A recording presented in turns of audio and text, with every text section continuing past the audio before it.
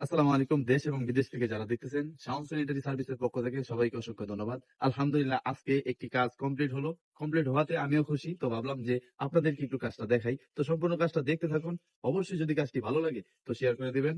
আর নিত্য নতুন ভিডিও পাওয়ার জন্য হয়তো শাওন আহমেদ পেজের সাথে থাকবেন।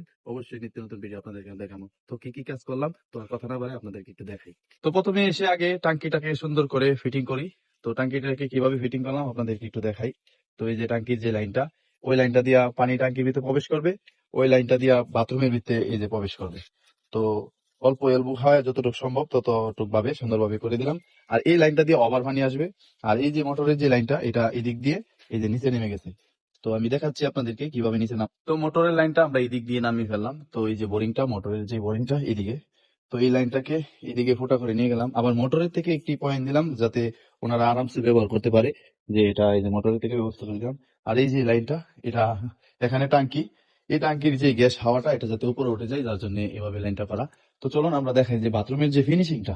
তো ফিনিশিংটা এখানে একটা সিঙ্গেল আয়না লাগানো হয়েছে রুম থেকে বের হলে যাতে এদিকে খুব সুন্দরভাবে দেখতে পারে।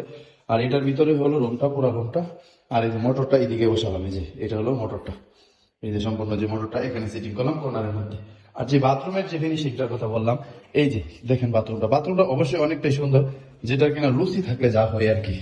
এই যে এটা হলো হাই কমোডটা, আর এই যে টিস্যু বক্সটা, এই যে পুশ শাওয়ারটা, লিকুইড বক্স, এই যে বেসিংটা, এই যে সম্পূর্ণ বেসিংটা এই যে এভাবে সুন্দরভাবে সেট আপ করে দিলাম। এটা হলো আয়নাটা। জায়গা কম থাকায় এদিকে রিং টাওয়াল যেটা দেওয়া লাগছে, ফ্যান লাইট।